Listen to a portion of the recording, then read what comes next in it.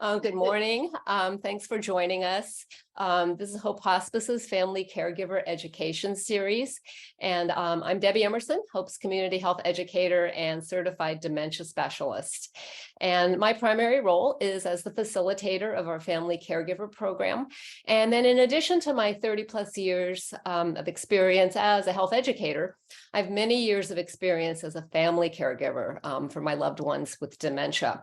So my goal today is to share information with you that's based both on my professional training and experience and also based on my personal life. So I would like to introduce my colleague and co-presenter for today, Gia Barcel. Hey, everybody. Thanks, Debbie. Like she said, my name is Gia Barcel, and I am Hope Hospice's Dementia Specialist and Manager of Dementia Services and Community Education.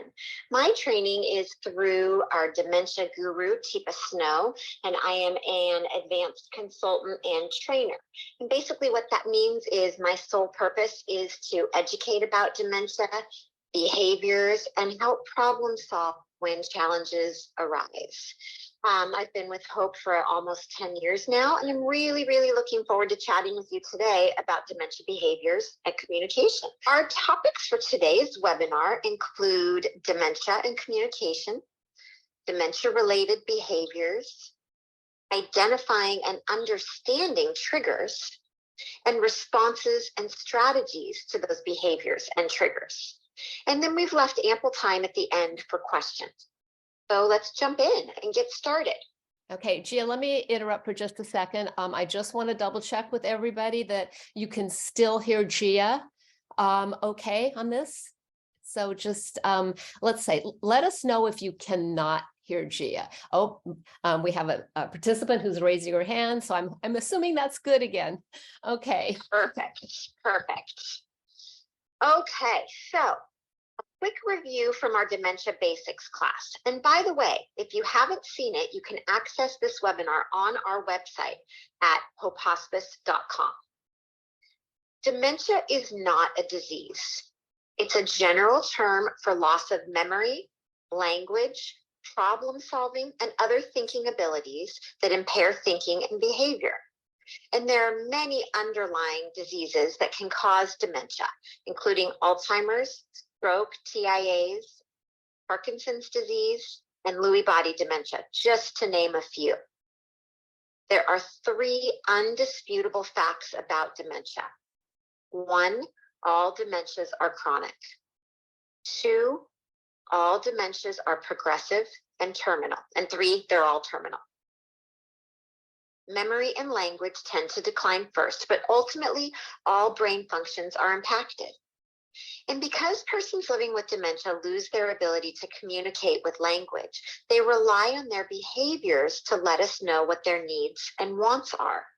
It's up to us to decipher those needs and wants and to respond appropriately. Communication is all about sending and receiving information. Without communication, we're unable to form relationships. We can't possibly hope to provide good care without effective communication. And that's both verbal and nonverbal. When we talk about communication with regard to a person living with dementia, it's very easy to say, oh, they're just being difficult or stubborn, when in fact, the individual most likely may not be able to express what they want or need. They may not be able to find the words they want to use. This can cause them to be upset and frustrated. I mean, imagine, what would it be like if you were unable to express yourself as you had been doing for your whole life? Personally, I imagined I would be angry and frustrated and upset. And by putting ourselves in their shoes, we can gain a better understanding of how they may be feeling. This enables us to be responsive care partners and to create an environment where a person feels safe and comfortable. When dementia causes one's verbal communication skills to decline, the person becomes more reliant on nonverbal communication. That's body language, gestures, facial expressions, and tone of voice.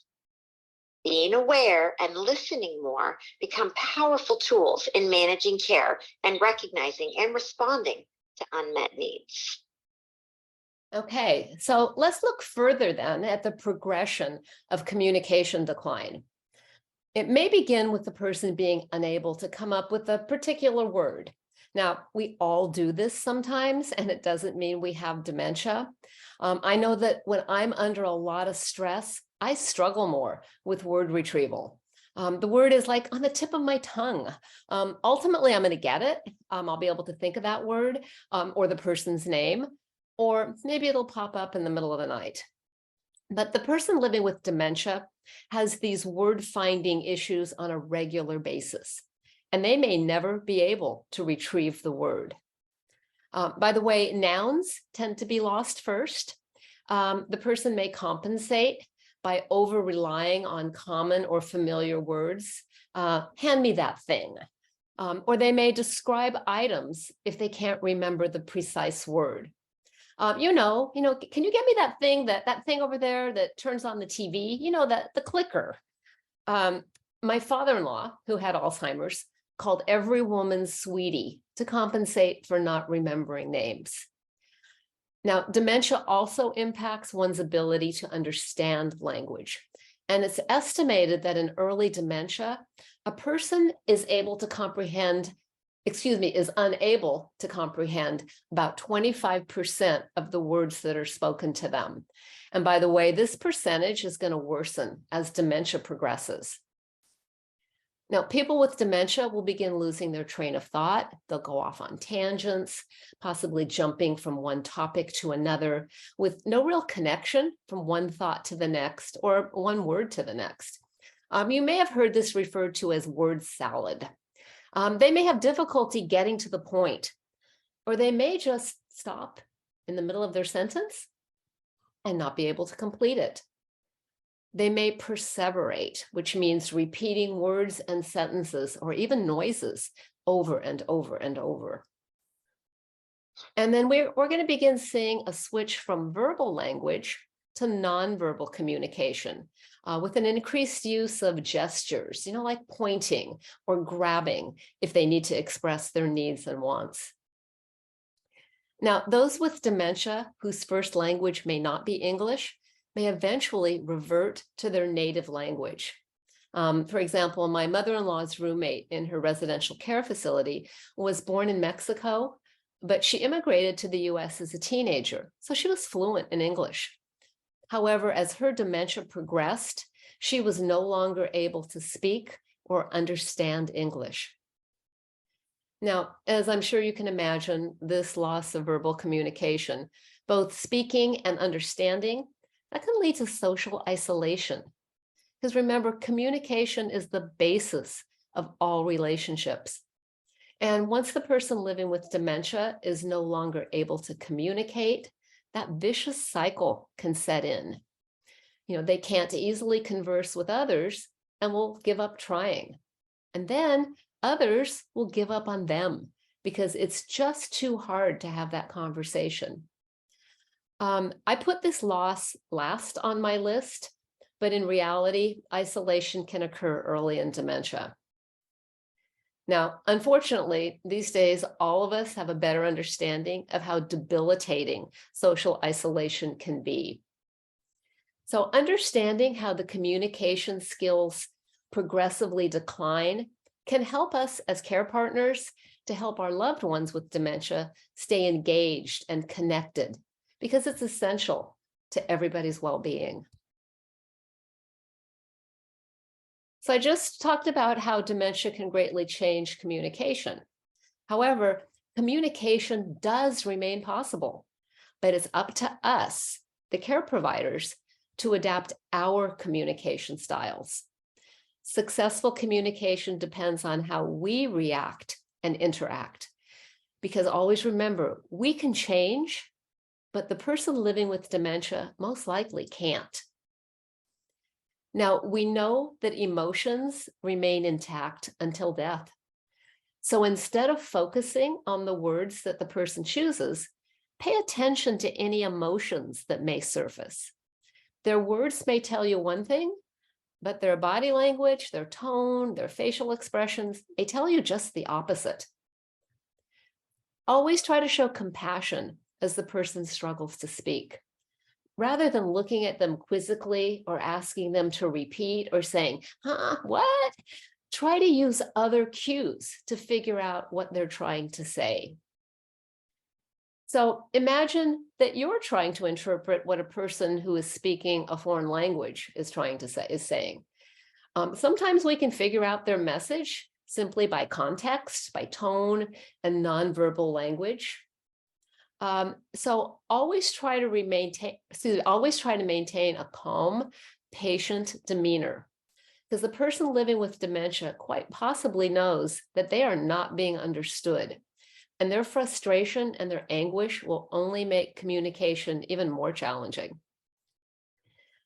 We always need to show the person respect. We need to validate their efforts. Sometimes it's easy to treat the person living with dementia as a child. And we as care partners take on the role and the demeanor of parents. But the last thing any adult wants is to be treated like a child, especially by a spouse or by their adult children. So as care partners, we need to allow them to do as much as they can for themselves, even if it means we have to redo it later. We need to focus on what they can do rather than on what they cannot do. So try to arrange the environment so that they can be successful in whatever tasks they undertake. Give them cues and prompts, but don't tell them what to do. Ask them, guide them. So assume the role of a partner, not a parent. It's hard, I know. I remember that I was always trying to make life easier for my mom, and I did everything for her. Because to be honest, it was easier and it was faster for me too.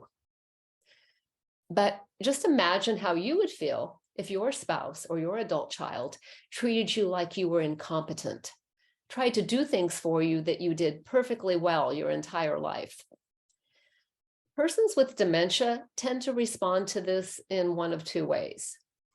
Either they withdraw and become depressed, or they can become agitated, aggressive, non-compliant.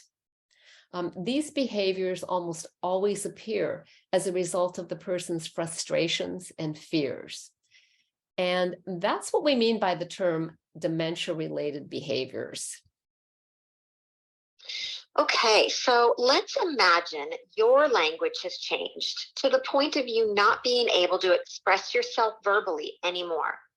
You can't communicate your needs, nor can you provide for yourself anymore.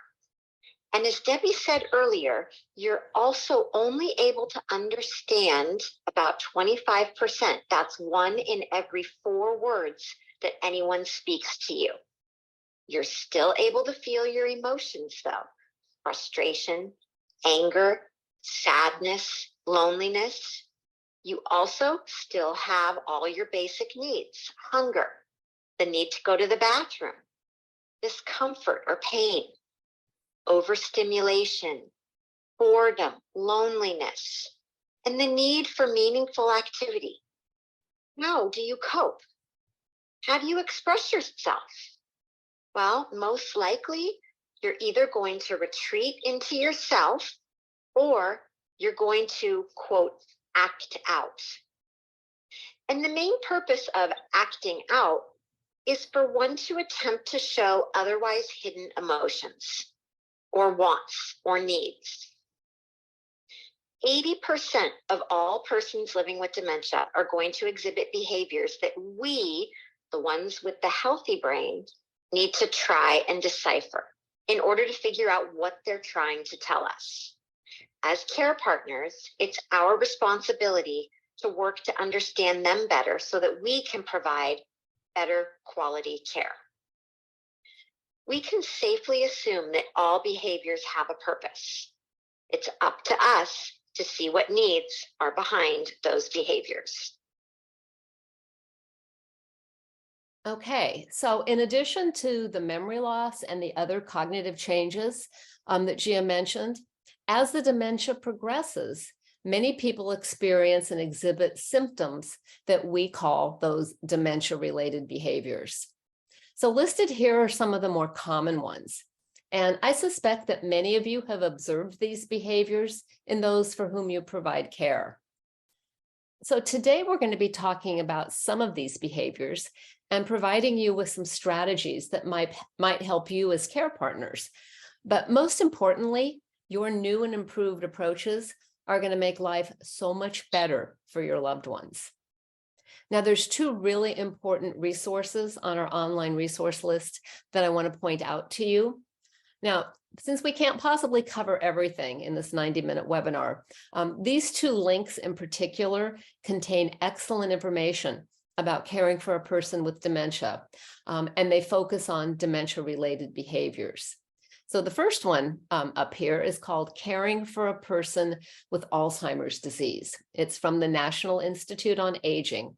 Now, it's about 104, 106 pages.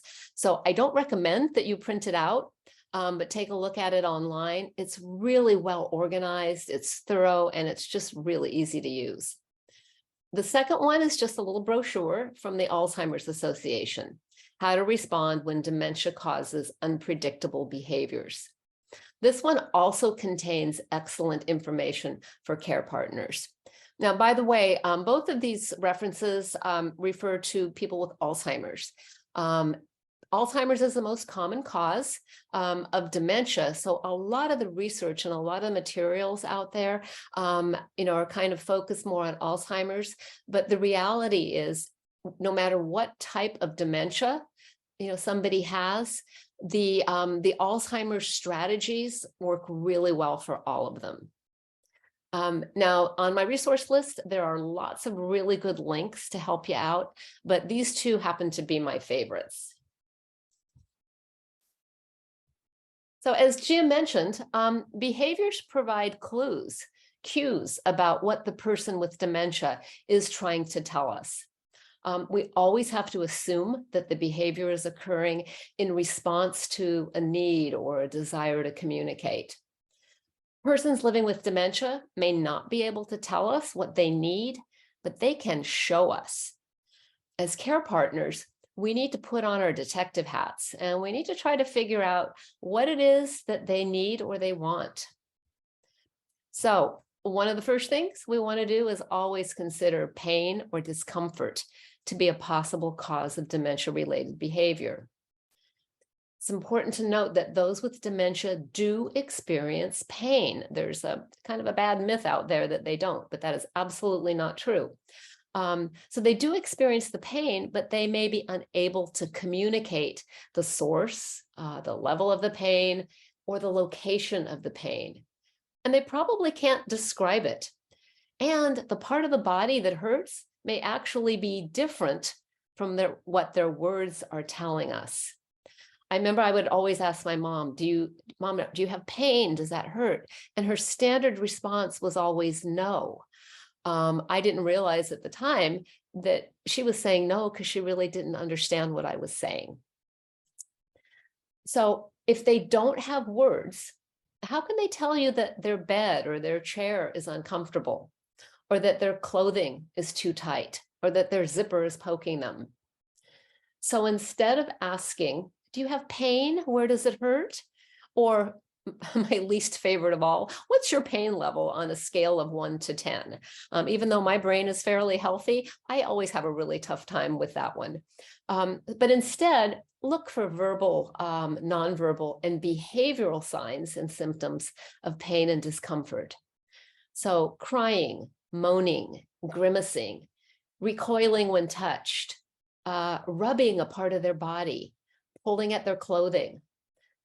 We also need to acknowledge that levels of pain tolerance vary from person to person. So what we may think of as nothing major, that might be excruciating to somebody else. Now, as Gia mentioned earlier, one of the best ways to understand dementia-related behaviors is to try to put ourselves in the shoes of the person with dementia, person who's unable to communicate their needs. So think about it. How do you feel when you really have to use the bathroom or are constipated? How do you feel when you're really hungry or thirsty? Is it uncomfortable? Sometimes painful? Now, imagine that you were unable to take care of one of those very basic needs on your own. How might you behave? Would you be agitated, angry? Would you be aggressive? Or how about if someone, maybe somebody you perceived to be a stranger, began to change your clothes or wash your body or brush your hair? Maybe you couldn't understand their words when they told you that they were going to bathe you. How would you react? Would you push them away? Would you scream for help? Again, I know that I would react that way. Think about, does your personality change when you're exhausted? Do you become irritable, impatient, mean? What if you couldn't find a place to take a nap or get to bed? Or what if you couldn't communicate to somebody that that's what you needed? So I think you can probably see where I'm going with all of this. Now, the environment. Sometimes things in the environment or the care setting can be triggers for challenging behaviors. So is it too hot? Is it too cold? Is it too noisy? Is the room too bright, too crowded with people or with clutter? People with dementia tend to become hypersensitive to different stimuli, and they may react to things in ways that we wouldn't. And sometimes, for no apparent reason, an actual person can trigger a dementia-related behavior. And I'm going to give you an example of that in the next slide. So emotions. The number one complaint of those in early stage dementia is loneliness and boredom. We talked about the problem with isolation in a previous slide. So it's not unusual for the person to feel overwhelmed, confused, frustrated, or frightened because their whole world has changed and the familiar has become the unfamiliar.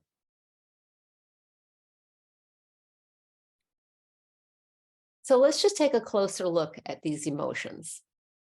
Our autonomic nervous system, the part of the brain that's responsible for the fight or flight response, that is active from the moment that we're born until we die.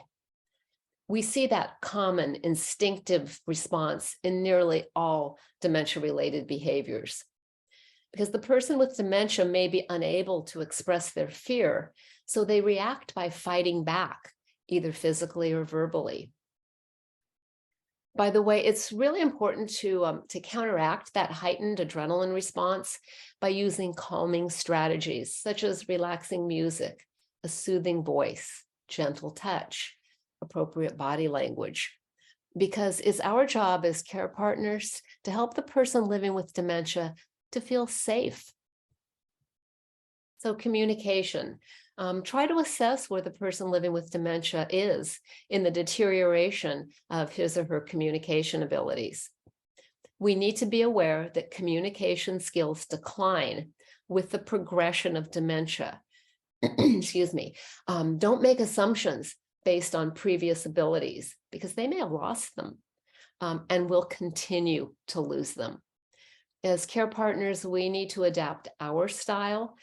And if we find a strategy that works really well, make sure that you share that with others who interact with the person. Now, social. Remember that the person living with dementia is able to read body language and facial expressions.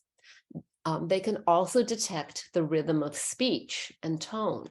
Those abilities remain until the very end. Now, sometimes reactions to other people seems irrational, and we need to figure out why the person with dementia reacts as they do. And then we may have to recondition their behavior by helping them to associate positive emotions, possibly with a family member who has triggered some of those dementia-related behaviors. So, give you an example. My father-in-law lived in a skilled nursing facility for the last year or so of his life. And we visited him frequently, and sometimes we would just sit with him during a meal. And then one day there was a new resident in the dining room. And when this gentleman saw my husband, by the way, my husband is a really nice, kind man. The new resident became extremely angry and began screaming at my husband in another language. because apparently my husband's appearance triggered a memory of something that was scary or unpleasant. So from then on, when that gentleman was in the dining room, we took my father-in-law to a different location in the facility for the rest of our visit, because we were able to adapt our behavior. But the man who reacted angrily could not.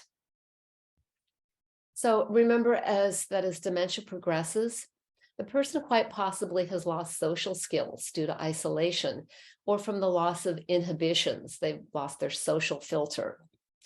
And they may exhibit socially inappropriate behavior, using foul language, acting in a highly sexualized manner. Our best strategy there: don't react, just try to calmly distract the person. By the way, sometimes inappropriate sexual behavior is simply the person's way of telling us that they need human interaction, something as simple as a hug.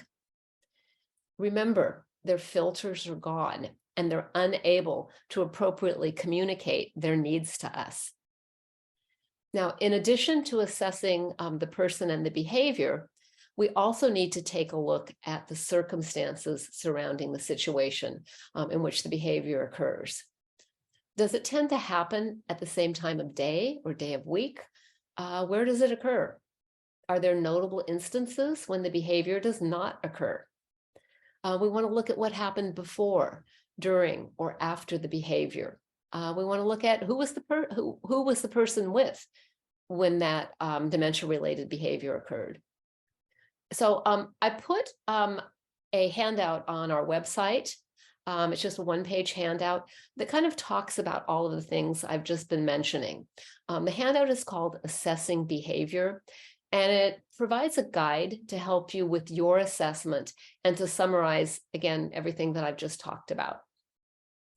But I'd like to read to you a passage from an article on dementia that's on the Family Caregiver Alliance website, which is, by the way, one of my very favorite sources for anything related to caregiving. I think this little excerpt does a really nice job of summing up what we've been talking about. We cannot change the person. The person you're caring for has a brain disorder that shapes who he has become. When you try to control or change his behavior, you'll most likely be unsuccessful or be met with resistance. It's important to try to accommodate the behavior, not control the behavior.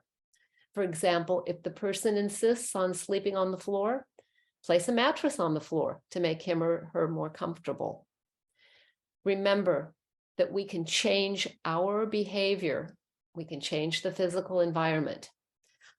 Changing our own behavior will often result in a change in our loved one's behavior. All right, turning it over to Gia. Thank you. This next slide helps us to respond to behaviors that we're seeing. Making sure basic needs are met is the first place to start. So pain, toileting, hunger, thirst, sleep, and human contact. Sometimes what's behind certain behaviors can be as simple as satisfying hunger by providing a snack as we're preparing dinner, because we can see that our person living with dementia is getting hungry and can't understand that dinner will be ready soon. Now, side note, it's important to note here that if you see a new behavior that is concerning, always check with a medical professional, as new behaviors can be a sign of an underlying medical condition, for example, a UTI. Assume that the person is scared or confused. We all behave differently if we're frightened or we don't understand what's happening around us. Softening stimuli and reassuring touch or distraction can be helpful. Instead of getting frustrated and angry when your person living with dementia is following you around the room, not giving you a moment of peace, try stopping what you're doing for a few minutes and giving them your attention to reassure them. Then you might be able to give them a job nearby so that you can complete your task. My grandmother used to get agitated around 4 p.m. every day, and she would show us this by following me around the kitchen, asking me over and over again, For example, if the beans in the oven might be burning. I was trying to cook dinner and quickly grew tired of constantly telling her and showing her that the beans weren't burned and, in fact, they still needed to cook. But after thinking about it, what I discovered is that she really wanted to be a part of the dinner preparations as she had been for the last 50 years. I found that if I sat down at the kitchen table with her and held her hand for a few minutes, she began to settle a little bit. If I then gave her a meaningful helping task, for example, shredding lettuce into a bowl or folding the napkins to set the table, it did a number of things. First, the touch and my attention reassured her emotionally. Allowing her to be in the kitchen with me where she could be a part of things and see me helped reassure her as well. Second, the task helped to distract her and helped to break the repetitive cycle she was in. And third, I gave her a sense of purpose by having her help with the dinner preparations. I addressed her needs by figuring out what was behind her behavior and then adjusting accordingly. Any task I gave her was simple with few steps, as I knew she wasn't able to follow more than one simple instruction at a time. Remember, behavior is communication. It's nonverbal communication. People living with dementia are not trying to be difficult. They're just trying to express themselves. Using Teepa Snow's positive physical approach with persons living with dementia allows them to connect with us at their own speed and not feel frightened. Now, I want to pause here for a second because I recognize that I keep saying Teepa Snow and maybe people don't know who she is. Teepa Snow is our international dementia guru. She is a fabulous resource for everything dementia related, but in particular, education and assessing behaviors. She created this positive physical approach that I'm going to describe to you. So the first step is understanding that we are entering into the person living with dementia space. We always want to get permission to enter a room or enter into their personal space. How would you feel if someone came into your home or your personal space without letting you know first or asking permission? Probably pretty annoyed, angry, and frustrated. So, remembering that language skills are most likely diminished, we need to do this without relying solely on our words. Knock on the door or the side of the wall to get their attention. Announce yourself and approach from the front where they can see you, slowly. And slowly means about 1 step per second. Remembering a person living with dementia only understands about 1 in every 4 words, use few words. So what this might look like is, "Hi, Mary, I'm Gia." Or you might even try saying, "I'm your granddaughter, Gia." This may relieve them of trying to figure out where they know you from. And remember, introduce yourself every time, no matter if it was just yesterday that you saw them previously. Once you're in their line of sight, make sure you're not above them, but at eye level, and remain no closer than 6 feet apart. And by the way, 6 feet apart is about 2 arms lengths. Now, once you've made eye contact, put your right hand up to the side of your face. This draws their eyes to your face. Smile and slowly offer your hand in greeting. Offer, don't force. And again, slow is the key word here. Allow them ample time to try and comprehend what's going on. Your greeting. Keep your palm up until, hopefully, they place their hand in yours. Now you've made a connection. Try not to break that connection, nor the eye contact connection that you've established. Now you can slowly come forward to sit next to or to kneel down closer to them. Remember, Persons living with dementia have reduced peripheral vision. So if you aren't in their field of sight, you might startle them, prompting that fright, fight, flight response. Keep in mind, these person-centered care techniques, as Debbie and I discussed some of the more common dementia-related behaviors in greater detail. As Debbie mentioned, there is a lot more information about behaviors and strategies in the online resource list that you can find on Hope's website. Okay. Thank you, Gia. I just want to make a comment about the strategies that Gia was just talking about, the positive physical approach. Some of you might be thinking, well, this might be unnecessary or overkill because I'm living with the person, or I see, I go to visit the person every day. Do I have to keep reminding them of who I am, or do I have to keep, approaching them gently and calmly? And the answer is, as the person with dementia, as their dementia progresses, they may forget who you are from hour to hour, from moment to moment. You may leave the room, and when you come back in the room, they may not remember who you are. So keep in mind, if you're not at that point right now with the person for whom you're providing care, that it may possibly become true after a while. So just keep these strategies in mind, because they're really good ones. When I would visit my mom, which I did every day, when she was in a facility, first thing I would say when I entered the room is, hi mom, it's me, Debbie, your favorite daughter, I brought you thus and such. Just to keep reminding her, because I knew that from day to day she would actually forget who I was. So in the next part of our presentation, Gia and I are going to be going into more detail about some of the more common dementia-related behaviors. And we're going to be looking at strategies that will help you, the care partner, to better manage those behaviors. So the ones that we're going to focus on today are resisting care, agitation, aggression, both physical and verbal, sundowning, hallucinations and delusions, and wandering. Resisting care is any patient behavior which prevents or interferes with a caregiver performing or assisting with ADLs for the patient, including bathing, eating, toileting, dressing, and grooming.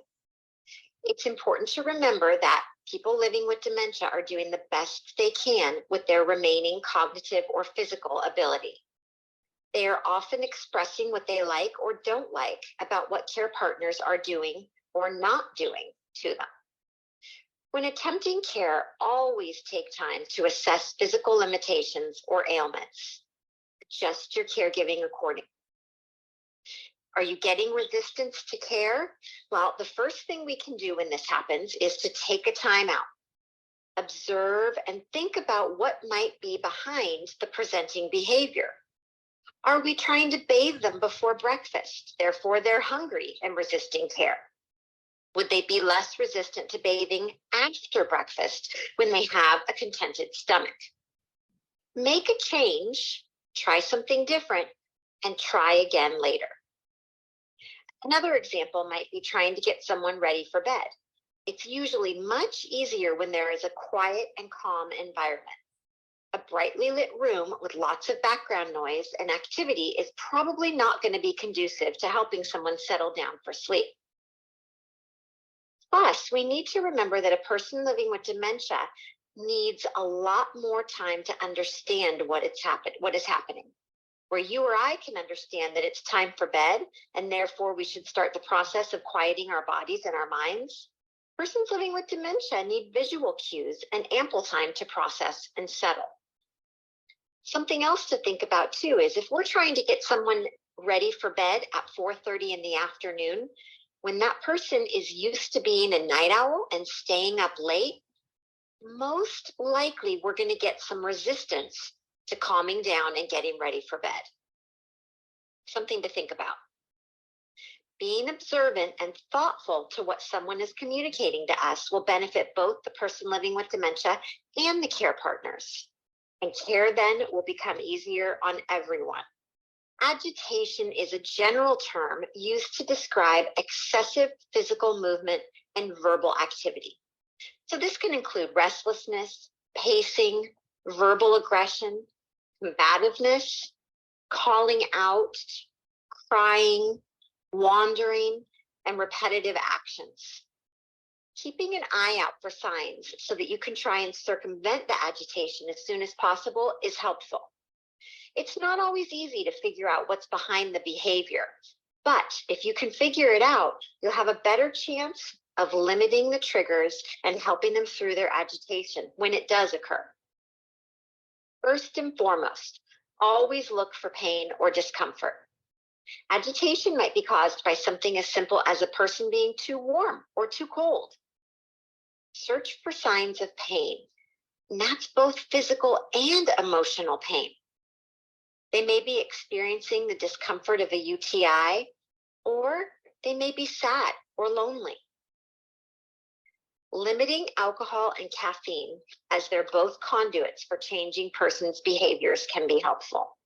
They can be unexpected triggers for agitation. If your person living with dementia is experiencing agitation, try and involve them in another activity that may distract them. If they're pacing back and forth in the room, muttering, see if you can join them for a few laps while gently talking with them, and maybe trying to put an arm around them as you walk. After a bit of joining them, you may be able to walk them into another room or get them involved in an activity that will help calm them or distract them. Too much stimulation or not enough stimulation can be causes of agitation. Also, be aware of how someone else might respond to something that might be benign in your eyes. For example, I like to listen to the news while I cook dinner. However, if the news covering topics like hurricanes or civil unrest or lying politicians, it might be causing a lot of agitation in someone who can't express themselves or understand. Even if it seems like they aren't engaged, they may be absorbing it from the background. And sometimes a little physical movement can help, even if it's just arm stretches and neck rolling for someone who's in a chair.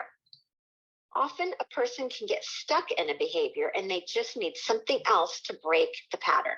So Tipa has a great example showing a person living with dementia who is stuck in a repetitive behavior of tapping on a row of recliners.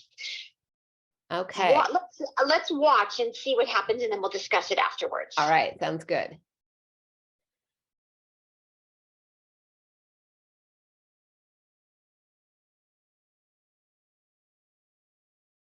So I'm not hearing any sound on this. I'm not hearing any sound either. Behaviors. We've got to do something about this. How about that? Now I'm going to call a timeout right now, because the biggest problem we have right here is you've already identified the source of the behavior. You're pretty sure it's them and what they're doing. Time out. You need to take a step back and realize this is much more complicated than you think. And instead of being such a strong judge and jumping to conclusions, what I want you to do is back off and reframe this. I want you to realize that they're doing the very best they can to try to communicate with you, to meet a need, to express that they aren't liking what you're doing. And unfortunately, you simply see it as not getting your way. What you don't realize is that you started this very frequently in your effort to be helpful.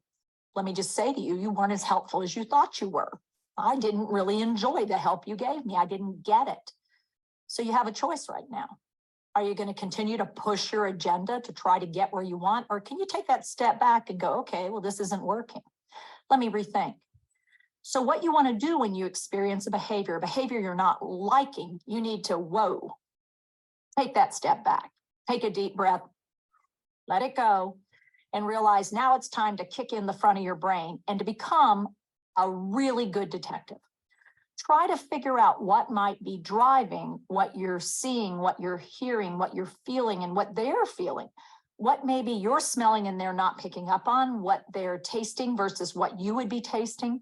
Because what you want to do is realize that you need to see it from their side. And once you see it from their side, you try to be in their shoes, figure this out. Suddenly, when you see things, hear things, experience things differently, and you make that choice, that decision to do that, The uh-oh becomes an aha, because you can start to realize it's the setting, it's the care, it's the gem. It's who they were before this all started. There's lots of pieces to the puzzle. Your job, if you want to do this well and do this over the course of this condition, is to stop the judgment, time yourself out, and reframe this behavior. Go from a challenging and frustrating, I just don't understand why she's doing this, to pausing for yourself, getting some help, maybe getting somebody else to take a look with you, because maybe you just can't see it because of who you are and how it works. But what you're going to do is take that step back, look more broadly, and at that point, make a decision. What are they trying to do? Are they communicating unmet physical need? There's basically 5 of them you want to learn about, or an unmet emotional need. Or are you seeing the emotional need, but you're missing the physical need? Or was it something that is happening in the environment or happened earlier today? As I said, complicated. So you need some training. You need to know what's going on and what's not going on, so you can quit sitting in judgment and start using this. That's the best tool. That and your ability to bring people together to help you. So with challenging behaviors, it's not about them. It's about us and what we choose to do about this effort to communicate an unmet need, and helping us figure out what is the need and how can we better meet it for success for both of us. Making a positive difference because we choose positive approach to the care. Now, remember this lady? What do you think she's doing? You see her beating on the chairs, making noise, annoying people, and you know she needs to go to the bathroom. It's been a long time. You've tried to make her stop, but she won't. What if I told you she used to clean houses for a living? I'm going to try substitution and a positive approach rather than trying to make her quit. Miss Leona. Well, hey there. Get your hand. Get my hand out the way. You're trying to get them clean. Here, try this. She's a busy woman. There you go. I'm going to try a substitution here. I'll trade you. Not yet. Show her. Rub it with that. Can you rub it? Yeah. Here, rub it. We're getting there. Trade me. Wait. Trade me. Here you go. Take this. All right, give it. You got it. Now trade out. There you go. Ta-da. Now rub it. Now I show her, and there she goes. There we go. People are less annoyed, not so much noise. And she's cleaning. Now I want to reinforce it. That's good. That's good. 2 more to go. I still haven't met. You're doing a fantastic job. Her unmet need. 1 more substitution. Nicely done, Leona. She needs to get finished with this. Boy, you are good. So we can move on. You get this one? Watch me, I'm sneaky. That's it. Good. Good. I visually eliminate the task. Whoa. Woo. That is beautiful. You did a fantastic job. Man, you're a good cleaner. Here. Thank you. All right. Well, come with me and we'll sit down and take a break. Oh, God. I know you're ready for one, aren't you? Now, before she goes to sit down, though, we have a place to go. Girl, you worked hard. Oh, God. You are one of the hardest working women I've ever met. Well, Lord knows. Let's go to the ladies before we sit down. Okay. Okay. We changed the challenge to success. Teepa just gave us a great example of how to turn an annoying behavior into something positive for both the person and for those who live with them. And by the way, I did put the link to this video on your resource list in case you want to take a look again. And also there is a link to Teepa Snow's website. And on that website, she has tons of videos and lots of information for caregivers. So let's take a look now at aggression and how best to respond to that. So when we're talking about aggression, we're looking at both physical and verbal behaviors. The physical can include hitting, scratching, pushing, biting, throwing things. The verbal aggression includes insults, threats, yelling, using profanity. By the way, even if the person was very prim and proper prior to developing dementia and never used profanity, we may start to see some of that with dementia because they have lost their filter. And some of those ugly words are the ones that sadly tend to remain. So there's almost always a reason for a person with dementia to behave aggressively. They're trying to let us know that there's something wrong, that they have that unmet need. So as we've said so many times today, our job as care partners is to try to figure out what's going on. So we need to anticipate the possible triggers. And we talked about the common ones in a previous slide. Is it pain? Is it the setting? Or is it emotional? Are they frustrated over the loss of their abilities? Do they feel helpless? Do they feel disrespected, ignored? Are they lonely? So it's difficult to admit, but sometimes our responses, regardless of how well-meaning they might be, can actually cause the situation to worsen. This is especially true when we have a very close relationship with the person who's living with dementia. So think about yourself for a moment. When you become upset or frustrated, who are you most likely to take it out on? Now, if you're like most of us, we tend to lash out at the persons with whom we are the closest, our spouses, our parents, our children, our pets. We do this because unconsciously, we see these individuals as safe. These are the people who tend to love us, warts and all. They may not like us or our behaviors, but deep down, we know that they love us. I had a hard time understanding why I saw certain not so pleasant behaviors in my mom, yet she never showed that side to my brother. Mom always tended to present her ugly side. And by the way, we all have that ugly side. She tended to present it to her twin sister. And it's because she perceived that my aunt and I were safe. It was also probably because we were the ones who were around her the most. We were the easiest targets. And to be honest, since we had the most contact with her, we would lose our patience with her more easily. And she could read our emotions. So can you see then how our negative emotions can serve as a trigger for anger and resistance? So my aunt and I learned to try to hide our frustrations with mom. We knew we couldn't rush things or push her to do what we wanted.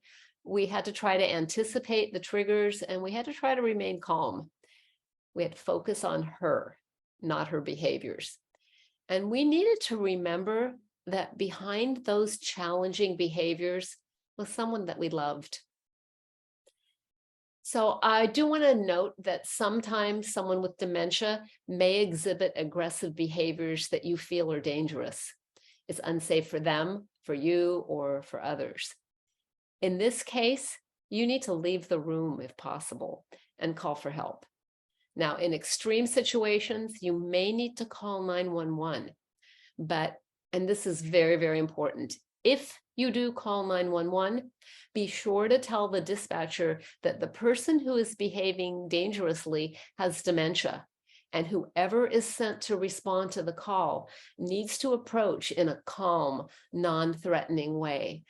Fortunately, more and more police and fire departments are providing training for their employees on how to deal with people who have dementia, and also, how to deal with people who have, mental health issues. So that's all a good thing. Yeah, sundowning is described as a group of symptoms that occur late in the afternoon and into the night. These symptoms can include behaviors such as confusion, anxiety, aggression, delusions, paranoia, crying, restlessness, yelling, wandering, and pacing. 66% of older adults with mid to late stage Alzheimer's or other forms of dementia are affected.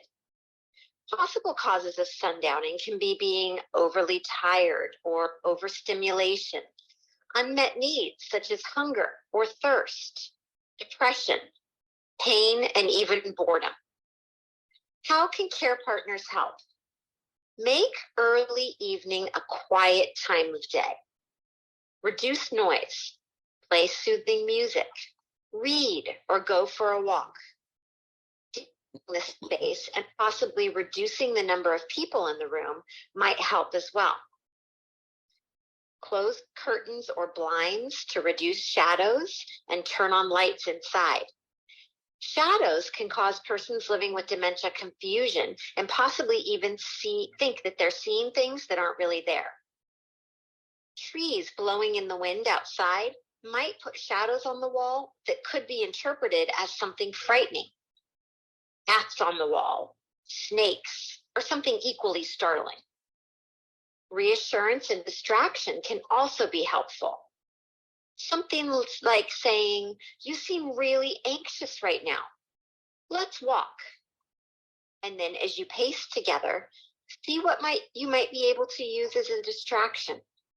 Okay, persons with dementia may experience hallucinations and delusions.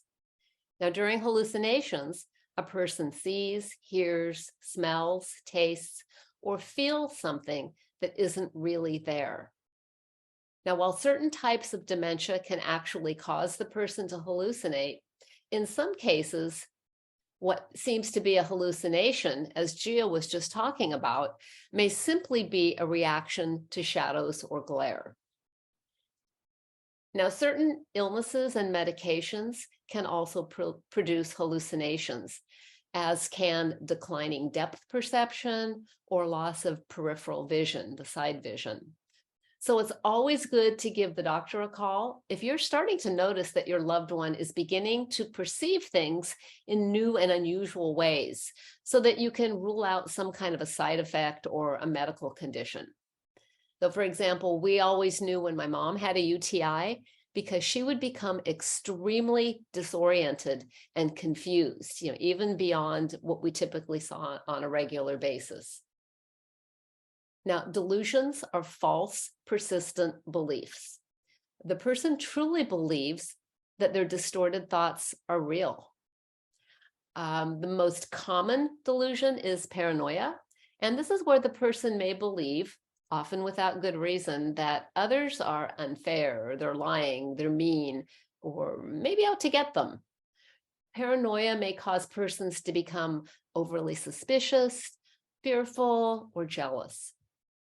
For example, my father-in-law, who had Alzheimer's, thought that one of the other male residents in his nursing home was having an affair with my mother-in-law. Now, to the extent that he would wheel himself into the other man's room and angrily confront him. Now, we actually, as a family, thought that was kind of amusing, because my mother-in-law and father-in-law were so dedicated and devoted to each other. But so when my father-in-law would go into the other man's room, the staff would always have to, calm him down, reassure him, distract him, and just kind of, diffuse that situation. My mom believed that people were stealing from her. Now, with her dementia, she was always misplacing things, and then she was unable to find them. So in her mind, the most logical reason for things going missing was that others were taking them. And no amount of logic or reasoning on my part would convince her otherwise. So when she was living at home, she was always accusing her housekeeper of stealing. And when I would come over and find the missing items, usually in the oddest of places, and say, "Mom, look, Nicole didn't steal your Target gift cards. I found them under your shoe rack." Her response was that Nicole put the cards in her shoe rack and she was planning to steal them later. So my mom had lost her ability to remember recent information and events, and that's a huge loss. So blaming Nicole, the housekeeper, was her way of protecting her dignity and making sense of something that was senseless. Now, in persons with dementia, That paranoia is often linked to memory loss. So don't be offended if your loved one is accusing you or another trusted person of stealing or some other offense. Allow them to express their concerns, take them seriously, no matter how ridiculous they are, and then offer some reassurance. My mom's issues with her housekeeper had become so troubling that I ultimately had to let the housekeeper go. Now, that was hard because I knew the housekeeper was honest and kind. And actually, so did my mom because she really liked her. But the distress it caused my mom wasn't worth it. And I also needed to show her, my mom, that I believed her and that I cared about her. So for the person's sake as well as yours, it's not a bad idea to have extra sets on hand of items that tend to get misplaced, such as keys, reading glasses. Now, this isn't always possible. Ultimately, my mom, here's another example for you. Ultimately, she was unable to live alone, even with my help, and she moved into a skilled nursing facility. Now there she was always misplacing her dentures. Of course, the nursing home staff liked to steal them. That was my mom's way of of reacting to the missing dentures. Even though there's, why would people steal somebody's dentures? But I remember my mom had lost logic at that point, so I couldn't explain to her that nobody would want to take her false teeth. So I had to, again, reassure, let's see what we can do to fix this situation. Now, it's important to note that sometimes suspicions turn out to be true. So rather than routinely discounting accusations, be sure to always check out the situation and rule out elder abuse. Now, our loved ones with dementia are prime targets for unscrupulous people. And sadly, the most frequent culprits are family members or friends. Now, Gia mentioned earlier about the problem with TV. There is a lot of distressing stuff on TV these days. And sometimes those with dementia can think that violent or upsetting content may be real and that that's what's happened and that what's happening on the TV is actually going on in the room or on their street. So again, it's always good to monitor what's on TV and turn it off when the programming is upsetting or if it serves as a trigger for some of that unsettling behavior. Now, one last thing, I do need to note here that hallucinations are one of the first indicators of Lewy body dementia. The hallucinations tend to involve children and animals. They tend to be pretty benign, pretty harmless. But if you're noticing these types of hallucinations in your loved one, it's important to contact their physician. So a friend of mine's mom would see children playing in the yard just beyond their sliding glass door. Now, instead of trying to convince her that there were no children out there, my friend learned to comfort her mom because her mom was worried about the kids. The friend would go outside and tell these imaginary children that it was time to go home. Or she would tell her mom that she was going to call the children's parents and ask them to come and pick them up. And then she'd close the blinds and engage her mom in another activity. Remember, we always want to validate and then distract. Now, wandering is another common dementia-related behavior. In fact, it's estimated that about 60% of those with dementia wander away from their residences. My father-in-law was an escape artist. Even though he was in a wheelchair, he managed to sneak out of his nursing home. One time he made it down to the end of the block. And when he saw the staff coming down the street after him, he just stopped and just started laughing. Now, my father-in-law, he missed my mother-in-law, he missed his wife, and he was just going out to find her. So usually there is a reason for the wandering. The person feels the need to get somewhere. Someone who may be living in the past may try to leave every afternoon at 3 p.m. to pick up their children from school. A person may express a need to go to work, even though they retired years ago. And oftentimes, they just want to go home, even though they are home. Because it's important to note that often when one has dementia, home is more of a feeling than of an actual place. Home is a place where we feel comfortable and safe. So a good strategy to try when someone keeps saying that they want to go home or actually tries to leave to go home is to distract them by saying, "Oh, tell me about your home. What's special about it? Do you live with anybody else?" So engage them and try to give them a sense of safety and security and assure them that they're not alone. Remember, home is as much of a feeling as it is a place. So one rainy day a few years ago, I was visiting with my mother-in-law in the lobby of the skilled nursing facility where she resided. And one of the residents decided that he was going to leave the facility, and he walked out the front door. So I ran into the office to let the administrator know what had happened. Without hesitation, the administrator grabbed an umbrella and he calmly walked out the door to join the resident. Now, he didn't yell, "Hey, come back here," or try to physically restrain the man. He just opened his umbrella, gently took the man's arm, and walked down the street with him in the rain. Now, I couldn't hear their conversation, but it just appeared to be two friends taking a leisurely stroll in the rain. Within a few minutes, they came back. The administrator took the man into the activity room so he could join the other residents who were watching a movie. Now, I was so impressed with how this administrator diffused what could have been a really disastrous situation. He didn't panic, and he treated the resident with kindness and respect. So walking is always great exercise, and we want to encourage that if the person is able, but we need to ensure that our loved ones are safe. As care partners, we need to be sure that wandering is always done really safely, because the last thing we want is for someone to become lost. And if we know that a person has a tendency to wander, try to anticipate what it is they need and try to address that need in advance. Now, if the person's living with you, you always want to keep doors locked or place a lock up high or down low on the floor where they may not be likely, to look for it. And there's lots of technology out there to help with monitoring. You can install a device that chimes when the door is opened. Some alarm systems do that automatically. They have shoe inserts that have tracking devices. Now, smartphones can do that too, but there's no guarantee that your loved one will have their phone with them.